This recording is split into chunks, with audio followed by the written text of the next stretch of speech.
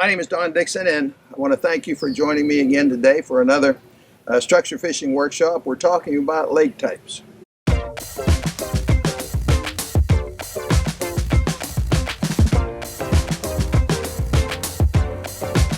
The last time we talked about what really creates about 95% of all natural lakes. The northern tier kind of glacier type natural lakes that exist in the most northern parts of our country, for the most part. And then we also established we have a couple of others that, even though are sort of the same, we fish them differently. So I have two other categories that I want to talk about. One is the Great Lakes. And next I want to talk about a Florida type lake. Natural lakes, but they're different than the natural lakes in some respects, especially from a fishing standpoint, that we talked about the last time we met. So that being said, today we're going to start by talking about a Florida type lake. Now in Florida, I swear you've never seen so many people casting the bank in your life than you see in Florida. So many different shoreline type weeds and cattails, and just on and on and on and on. And there's so many targets for that shallow water fisherman to fish that Florida you see even more than you see everywhere else. Almost, let's put it this way, 99.9999% of all the fishermen in Florida are fishing the bank. They're fishing some type of weed, some type of shoreline cover, trying to locate a school of fish. And the school of fish are never there. Sure, they catch quite a few fish during the spawn. Once the spawning season is over, which is 2-3 weeks, then they're gone out of there, and they're not back there until next year's spawn. But yet the fishermen still stay in there. It's a sad state of affairs. I want to make this real clear. I'm really not against tournament fishing. I don't want to drive the tournament guys away. I just want to help them become more and more successful bulk of the season. So don't ever get the wrong impression that I just hate everything about tournaments. I really don't. I just want to bring the other half of the scenario to the attention of today's new generation of fishermen. Because all they see is the shallow water work during the spawn. If they're watching TV, that's all they see. And pretty much with everybody now that has a GoPro camera, every fish they ever catch, they got on film. So YouTube is full of people catching fish. One fish here, one fish there. But if you want to consistently be successful, probably understanding fishing a Florida type lake says more about everything we talk about than any other situation. Starting with, deep water is a home of the fish, not the bank. Deep water is a home of the fish. Everything originates from the deep water. When I first came to Florida in 1972, everybody told me, well, that stuff may work somewhat up north, but it doesn't work around here because we don't have any deep water. Well, somebody forgot to tell the fish. You see, the fish don't know they're living in Florida. They don't all of a sudden become some different critter because they're living in Florida. It's the same fish that's living in New York, in Illinois, in Minnesota, in Texas, in Florida. It's the same fish, largemouth bass. Now, since they don't know where they're living, they seek out in a lake the deepest water in that lake to set up housekeeping, to create this deep water sanctuary. Now, in many cases in Florida, we can't just say we're looking for 60 feet of water because we know that doesn't exist. We're looking for the deepest water in the lake. And then we're also looking for, what did I say before? We're looking for the deepest water in an area of a lake. And finally, and lastly, we're looking for the deepest water. Now keep this in mind, make it real clear. We're looking for the deepest water available. Now in Florida, sometimes that's 12 feet, 13 feet. It could be, in many cases it is, way out in the middle of the lake, but 13 feet's the deepest water in the lake. That's the home of the fish. That's where everything originates from. That's it. And just like the lakes we talked about last time we got together, those lakes up north, natural lakes, they could have multiple deep water holes. Well, in Florida, we can have multiple deep water slots or holes existing in the same lake. This particular lake right here, we have about 6. And the neighboring lake that's connected, Lake Harris, we have probably closer to 15. Deepest water in the area. Deepest water in the lake, deepest water in the area, deepest water available. Each and every one of those particular deep water spots will hold schools of fish. Now I pointed out, if all the areas were of the same size, the biggest school of the biggest fish in your lake will always be in the deepest water in the lake. But those other areas, deepest water available, deepest water in the area, they will also hold schools of adult fish. So as we're looking at a Florida type lake, just like we started when we were up north in Minnesota, we have to identify where are our deep water holes. Some lakes in Florida have none. Okeechobee is a good example. It's a big flat. That's what it is. I fished down there one time just to see it, and I couldn't stand it. You know, everybody just fishing the old grass. Who's got the best little spot of grass, you know? But there was no deep water. I couldn't find anything deeper than 10 feet. And now I didn't search the whole lake, by the way. It's as big as an ocean. But in Florida, it's really something you have to be conscious of, that deep water is a home of the fish. But in some lakes, there isn't enough deep water to satisfy the need of the fish to have some sort of sanctuary from that bright light. And in that case, if you have a lake that's, you can have a big lake, it's only 8 feet deep. They won't be in 8 feet. They'll take the cover.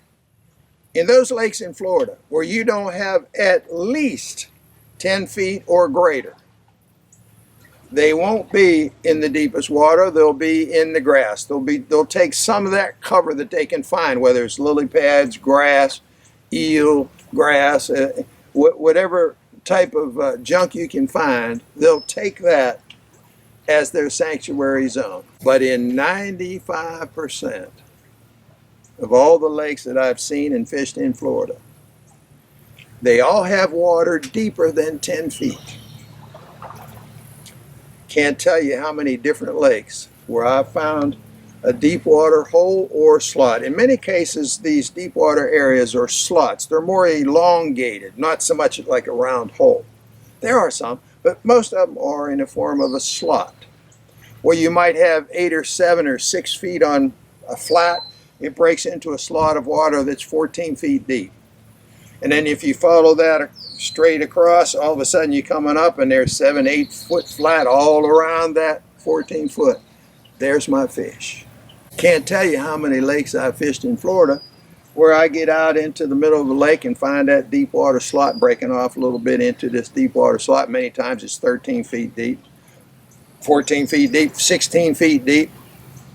The best bass lake I ever fished in my life, 16 foot of water in the deepest spot. But there were my fish.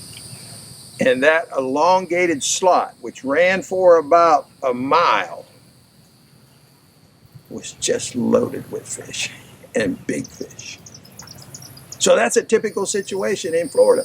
Now, the only question after we find our deep water holes or our deep water slots, we found our fish. Now the question comes, when these fish become active, which direction are they going to go? Where are they going to go? Where's my structure?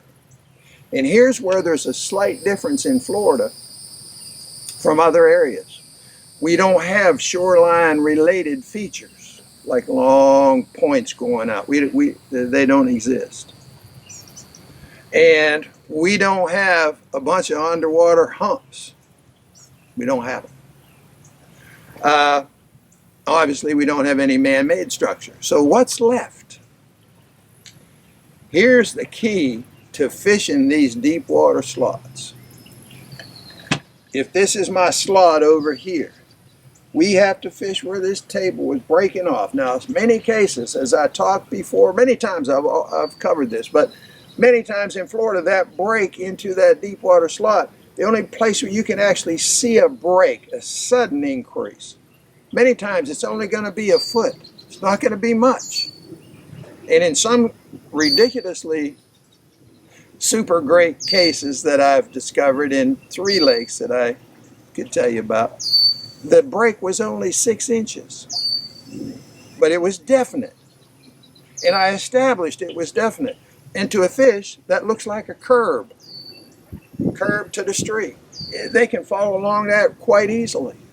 It's a light change that takes place where that break occurs. So when I find my slot, I'm looking for where does it break in off of the flat? Where does it break off of my flat into that deep water slot?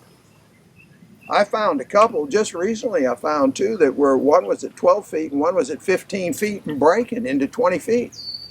I could hardly believe my eyes. That's really unusual for down here. But I'm always looking first for the slot. Once I find my deep water, now I gotta, where is it breaking? Because when the fish move, they're gonna move to that break line wherever it is. Now, in many cases, it's gonna be pretty shallow. It's gonna be 10 feet, 11 feet, 12 feet. On a rare occasion, like I just mentioned, you're gonna find 1 to 15 feet. Keep in mind, when fish become active and move, how often do they get to those depths? Keep in mind, it's the same critter he is up north. He doesn't get to those depths very often. So in many cases in Florida, you'll see me trolling an awful lot. And why is that? There are times when I've gotten into the group of fish in one spot, but in most cases in Florida, during the summer months, if you're fishing a break line to a slot that's breaking at 10 feet, you're going to catch one fish here, 20 minutes later you're going to catch another one, and 10 minutes after that you might catch another. At the end of the day you may have 20 nice big fish, but they were basically straggler fish that stuck their head up to that shallow break line. But it's all I had to fish, so that's where I'm fishing. Now in many of these slots, when these fish become active, our question is, where are they going to hit the break line? We know they always hit it at the same spot. They don't just sort of helter-skelter, just anywhere I can, I'll swim over there and hit it over there today. No, they hit it at exactly the same spot. There are some breaks down there that's going to lead them to that spot. And the number one spot we can identify on the break line will be in the form of what I call a one-sided bar. Most break lines don't just run in a straight line in any body of water. You'll be following a break line, run for a straight line for a little bit, but then all of a sudden it turns out a little bit. Oh, then it turns back in, then straightens out again. Oh, there's another little turn out, turn back in. Those changes in direction on the break line to the slot, where that change takes place, I refer to that as a mini bar. I refer to that as a one-sided bar. I only have deep water on the side of the slot. It's a feature taking place, identifiable feature to the fish, but it only occurs with deep water on the one side, on the side of the slot. So I just refer to these areas of change of direction as one-sided bars. And my friends, that's the key to fishing a Florida type lake. Identify your deep water slots. And then when you're trying to identify your structure, find out where that break is occurring. And don't forget, you're looking for sometimes no more than that much, but where it's a definite sudden increase.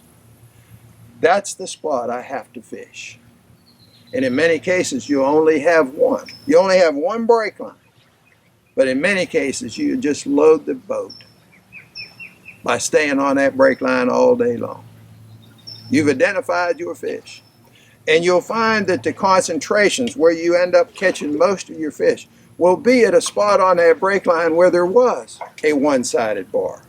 Many times I've made films before, guys will see I have maybe 6 or 8 markers thrown out at quite a distance apart. They'll say, what are you marking? Well, I'm marking a break line, but I'm marking a break line where I had a feature, where I had a change in direction, I throw a marker. Go straight for a while, and then there's another little change in direction, I throw another marker. One-sided bars, brake lines and one-sided bars to the deep water slots in Florida, and that's your key. Okay, hope you learned a little something, and I'm going to be showing some more of that particular thing, that Florida thing, when I do presentation of lures. We'll be doing it out on the water. So I hope you're looking forward to that. I am too. But at any rate, next time we get together, we're going to talk about the Great Lakes, and then we're going to move on from there to the reservoirs. So thanks for being with me today. I want you to like us on Facebook if you would. Follow us on Instagram, and be sure to subscribe to our channel here on YouTube if you haven't already done it. We appreciate each and every one of you, and we'll see you the next time.